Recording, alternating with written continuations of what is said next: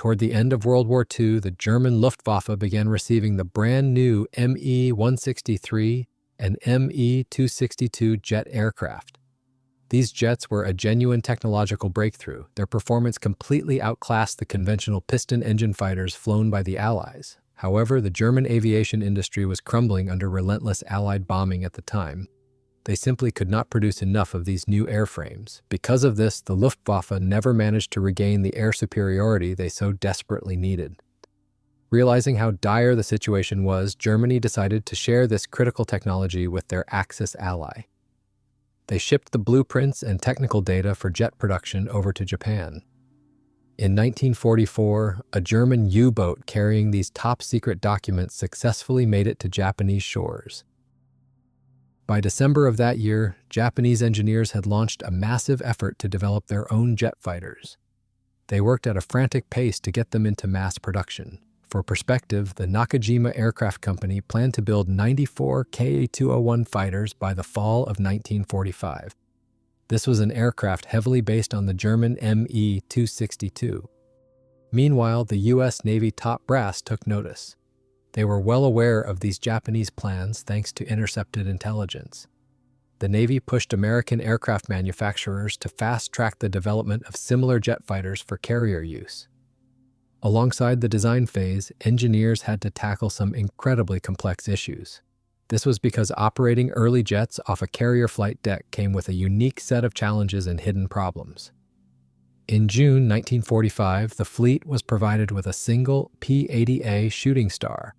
This was done to give Navy pilots and mechanics a head start on working with this new technology.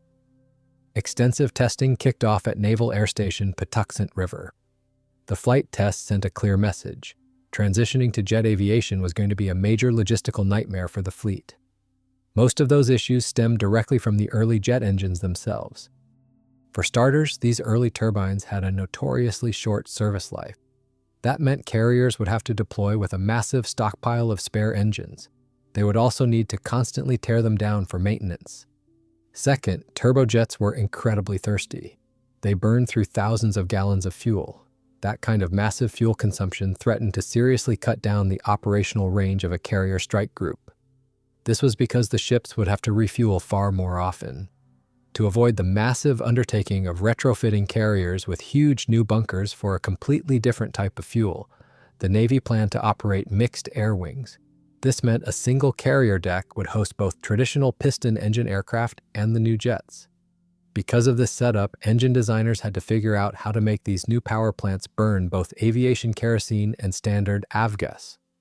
Carrier pilots had their own reasons to be concerned. The issue was that early jets had poor throttle response. They also accelerated much slower than piston engine aircraft. This drastically cranked up the risk factor when taking off and landing on a short flight deck. While catapults solved the takeoff problem, recovering these aircraft was a different story. Safe recovery rested entirely on the landing signal officers, or LSOs. They had only split seconds to assess the approach. If anything looked off, they had to immediately wave the pilot off for a go-around. Crucially, pilots had to fly the approach at high RPMs without pulling back the throttle. This made the flight deck crew's job significantly more dangerous. Previously, maintainers working on piston engine aircraft were used to moving freely around the tail of the plane. Now, though, a single careless move could cost them their lives. The scorching hot jet blast from the exhaust nozzle could seriously injure someone. It could even blow them right over the edge of the flight deck and into the ocean. To solve this deadly problem, engineers came up with various ways to deflect the jet exhaust upward. Most often, they used special deflector plates mounted directly on the exhaust nozzle itself. Another option was to artificially raise the tail section of the aircraft. To do this, they would kneel the nose gear, partially retracting it to drop the nose. On top of that, the incredibly high flying speeds of these new jets demanded a completely new approach to designing emergency escape systems. These speeds were now measured in hundreds of knots. These new aircraft featured massive air intakes. In the event of an emergency water landing or ditching, these would instantly fill with water. This dropped the buoyancy of the aircraft to practically zero. A jet fighter of this size would drop like a rock, sinking so fast that the pilot physically would not have time to unbuckle their harness and climb out of the cockpit. This resulted in completely different, much stricter requirements for search and rescue, better known as SAR. With significantly less time to execute a rescue, the Navy had to massively expand its fleet. They needed aircraft dedicated exclusively to pulling downed pilots out of the water. Solving most of these complex engineering problems fell squarely on the shoulders of the designers creating carrier-capable jet aircraft. To clearly define the scope of these challenges, the US Navy ran a full testing cycle on the P-80A Shooting Star. This testing successfully wrapped up in the winter of 1946. The real culmination of this program was a series of spectacular flights by the jet. These flights took place off the deck of the massive aircraft carrier USS Franklin D. Roosevelt. At the time, Marine Corps pilot Lieutenant Colonel Marion Carl made 2 catapult launches. He completed 4 unassisted deck launches under his own power. He also made 5 successful arrested landings, catching the arresting wire on the flight deck. However, these demonstration flights are by no means considered the first of their kind. Back on November 6, 1945, Ensign Jake West managed to successfully land his aircraft under extreme conditions. He was flying the mixed power plant FR-1 Fireball. His main piston engine failed right in midair.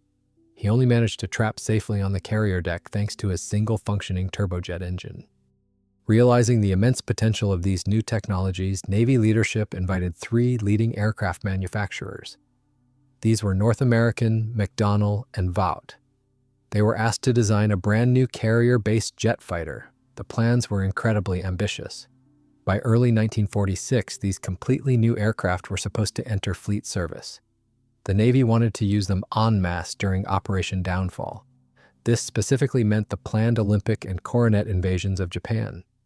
These operations were tentatively scheduled for May 1946. Engineers at North American did not waste any time.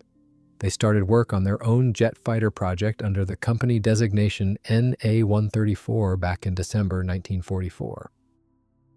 The company decided to develop 2 different variants of the aircraft simultaneously.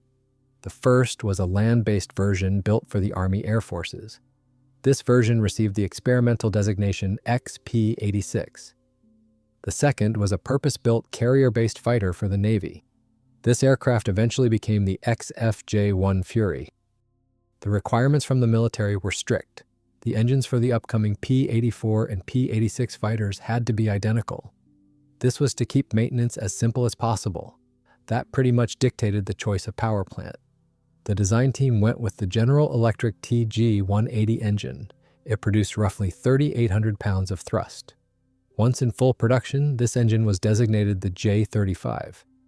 By 1946, all the technical data was handed over to Allison. They took over manufacturing. There simply was not enough time to develop a new aircraft from scratch. So the engineers took a practical approach. They decided to base their new jet fighter on the proven, time-tested design of the famous P-51 Mustang. However, once the design team dug into the details, it became obvious.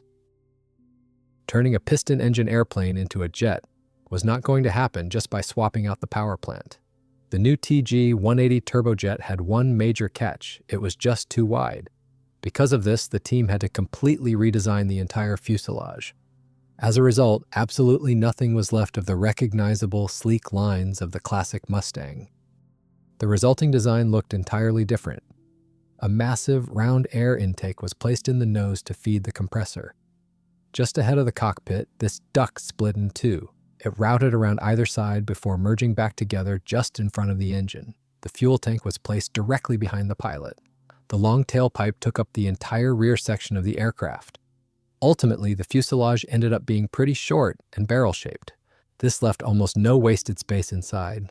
On top of that, another serious problem came up. The powerful blast of hot jet exhaust could easily scorch the wooden deck of an aircraft carrier. It could also tear up a standard runway. That is exactly why they went with a tricycle landing gear setup. This kept the tail much higher off the ground. The wing design had to undergo major changes too. On the old P-51, the wings housed the machine guns and the landing gear bays. The wheels folded inward toward the center of the aircraft. With the fuselage packed full, however, the entire main gear assembly had to be moved outboard into the wings. Consequently, the machine guns had to be relocated and squeezed into the nose. They barely fit in the tight space between the outer skin and the intake duct. The engineers also took a unique approach to the speed brakes. They were dive flap style, mounted on the upper and lower wing surfaces right around mid-span. When deployed, these flaps would simply pop out into the slipstream. This unconventional setup allowed them to use very compact actuators that did not require much power. Most importantly, it did not disrupt the clean, aerodynamic profile of the wing when retracted. To figure out exactly how to pack all these components into the new fighter, the engineers first built a precise, full-scale wooden mock-up. This was done at the North American Aviation Plant in California. In May 1945, a special Navy board gave the final green light to this mock-up. After that, the US Navy immediately ordered 3 experimental prototypes and 100 production fighters. This new jet was proudly named the Fury. By that summer, work was already in full swing on the first prototype. The Navy officially designated this as the FJ-1. But when World War II came to a close, the urgent need to mass-produce new military aircraft vanished almost overnight. As a result, the Navy drastically slashed its order. They cut it down to just 30 airframes. Assembly of the first experimental prototype wrapped up in early 1946. But getting it in the air right away just was not possible. Crucial ground checks and engine runs had to be put on hold. The design team had to wait for the delivery of a production J-35 turbojet. By the time the J-35 engine finally arrived and was installed, the prime summer flying weather had already slipped away. Because of the delay, initial taxi testing and short hops off the runway did not start until September. The aircraft made its first true flight on September 11, 1946. Wallace Lyon, the seasoned test pilot for the company, was at the controls. The maiden flight was a massive success. That very same day, the new fighter was ferried over to the Naval Air Test Center at Patuxent River. This kicked off an intensive flight test program. In October, the engineering team finished assembling the second prototype. Test pilot Al Conover took it up for its first flight. When the Navy took delivery of the third experimental aircraft in February 1947, they decided to relocate all the Fury prototypes to Muroc Army Airfield. It was the perfect spot. The dry desert climate meant they could fly year-round without worrying about the weather. Also, the base boasted the best equipment available for precisely measuring flight performance. Incidentally, another new Navy jet, the Vought Pirate, was also sent there for testing. Now came the moment of truth. The Navy needed to evaluate these aircraft against each other and pick a clear winner. But in reality, the test results did not seal the fate of the competing designs. Navy Command made a pragmatic move. They bought small batches of aircraft from all 3 manufacturers. This essentially kept the companies afloat during the financially tough post-war period. McDonnell was the first to secure funding. Their Phantom successfully passed every phase of testing. It went straight into full-rate production. As for the Fury, its trials out at Muroc completely validated the performance estimates from the engineers. With about 465 gallons of internal fuel, the maximum takeoff weight of the prototype sat at 14,400 pounds. During flight testing, the aircraft reached a top speed of 542 miles per hour. This was at an altitude of 16,000 feet. Cruising speed sat at a comfortable 340 miles per hour. Meanwhile, the landing speed dropped down to 98 miles per hour. The fighter boasted a solid initial rate of climb. It achieved almost 4,685 feet a minute at sea level. Its service ceiling reached 47,500 feet. It also had a maximum range of 870 miles. Compared to the competition, the FJ-1 came in a little heavier than the Pirate. However, it was considerably faster. More importantly, it had excellent in-flight stability. That said, the flight test program was not without its close calls. On one test flight, for example, the speed brakes deployed asymmetrically. This asymmetry caused a sudden loss of control. It sent the aircraft into a steep dive.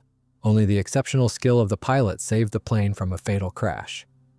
Taking this to heart, the engineers tweaked the design. On the production fighters, the speed brakes were moved to the sides of the fuselage. In October 1947, a new XP-86 prototype landed at Muroc Air Base. Essentially, it was a special modification of the FJ-1 built specifically for the Air Force. This exact aircraft was destined to eventually become a true aviation legend. It became the famous F-86 Sabre. Its main difference from the Navy variant was the swept wing. This absolutely revolutionary design choice for the time allowed the aircraft to increase its top speed. It gained a full 75 miles per hour. However, the Navy was constrained by the strict limitations of aircraft carrier decks. Because of this, they kept flying standard straight-wing aircraft for quite a while longer. Full-scale production of the FJ-1 fighter started in November 1947. All 30 aircraft on order rolled off the assembly line by April of the following year. Their main feature was the powerful new J-35A4 engine. This engine put out over 1,800 pounds more thrust than the earlier GE2 model. In addition, these production models received updated fuselage-mounted speed brakes. These new brakes featured a much larger surface area. Another interesting design feature of the NA-141 model was the ability to mount an extra pair of small kneeling wheels on the nose gear strut. After landing on the carrier, the nose of the Fury could be lowered to rest on them. This gave the aircraft a distinct kneeling posture. By doing this, the tail section was angled high into the air. This kept the scorching jet blast safely away from the deck crew. In practice, however, this mechanism was rarely used. The clever idea was quickly forgotten. The F-2H Banshee featured a similar setup, but on that aircraft it was not used during taxiing, it was strictly for parking. Lowering the nose of the long Banshee fuselage allowed crews to literally tuck the nose of one aircraft under the tail of another. This saved an incredible amount of precious space on the cramped carrier deck. Eventually, all production Fury fighters were assigned to Squadron VF-5A. There, they replaced the older piston-engine F-8F Bearcats. This unit was based out of Naval Air Station North Island in sunny San Diego, California. That is where the squadron pilots began transitioning to the new jet. They also prepared for demanding carrier operations. Their regular training took place on a special runway. It was carefully painted to match the dimensions of a real flight deck. It also featured actual arresting gear to practice carrier landings. Around the same time, an interesting competition took place between piston-engine aircraft and the latest jets. The pilots of VF-5A set out to prove the undeniable advantage of jet aircraft when it came to rate of climb. Under the rules of this unique contest, a piston-engine F-8F and P-51D, along with the jet-powered FJ-1, performed a simultaneous takeoff. This was followed by a maximum performance climb. The winner would be the first to reach the 10,000-foot mark. Right off the runway, the F-8F took an early lead. However, as soon as the Fury cleaned up its gear and flaps, it quickly caught up to its competitors. It then rapidly accelerated away, showcasing the raw performance of early jets. The FJ-1 Fury made its historic first landings on the deck of the aircraft carrier USS Boxer on March 16, 1948. Squadron Commander Pete Orand led the way. He was followed immediately by a successful trap from his executive officer, Robert Elder. In total, a flight of 6 aircraft successfully came aboard the ship that day. Later, in May 1948, these same jets began flying regular missions. They flew from the deck of another carrier, the USS Princeton. Toward the end of the summer, their home squadron, VF-5A, was officially redesignated as VF-51, the Screaming Eagles. That year turned out to be truly triumphant for the FJ-1. The aircraft also managed to win a prestigious national air race. It spectacularly beat out the Air Force F-80 fighter. Of course, transitioning to such groundbreaking technology was not without a string of serious accidents. The grim tally of crashes began in the fall of 1947. One of the first production aircraft failed to recover from a steep dive, killing the pilot. The next fatal crash happened in the summer of 1948. A fighter suffered an in-flight fire, resulting in the loss of the aircraft and its pilot. There were non-fatal mishaps too. For instance, in 1949, one aircraft suffered a landing gear collapse during its landing rollout. The accident record reflects the danger of early jet ops. 2 aircraft were lost in 1947, 6 were lost the following year, and then 3 per year over the next 2 years. After that, the accident rate steadily dropped. There were 2 losses, then 1, and finally 0 in 1953. Altogether, the program claimed the lives of 4 pilots. Interestingly enough, despite this accident rate, The pilots themselves did not have any major complaints about the fighter. Their only real gripe was the unpressurized cockpit and the lack of proper temperature control. Many engineers were concerned about the perceived fragility of the relatively thin wing, especially with massive 165-gallon fuel tanks hanging off each wingtip. However, this structural concern only led to a failure once. This happened in the fall of 1950, when the wings of a fighter actually folded under extreme G-loads during a hard recovery from a dive. There was a clear trend showing that as pilots gained more experience in the FJ-1, the accident rate dropped dramatically. A detailed analysis from the era showed that most of the crashes were not caused by the airframe itself. They happened simply because the pilots were not fully prepared to handle high-speed jet aircraft. Back then, the Navy lacked modern computer simulators or two-seat jet trainers. Navy officials fully understood this knowledge gap, so they began requiring pilots to undergo specialized jet transition training before taking the controls of such advanced aircraft. In 1949, the frontline service of the FJ-1 Fury began to wind down. The aircraft were then transferred to the Naval Reserve. There, these aircraft got a new lease on life as trainers, helping prepare pilots across 3 reserve squadrons. Some airframes were grounded for good, serving as instructional airframes for maintenance crews. In the fleet, these fighters were quickly replaced by the more modern and powerful F-9 F-2 Panther. In total, only 33 FJ-1 Furies were ever built, including the 3 original prototypes. Their operational history was relatively short, with the final flights wrapping up in 1953. Only 2 of these airframes have survived to this day. They are now carefully preserved in aviation museums across the United States. Now let us take a look under the skin to see exactly how this single-seat jet fighter was put together.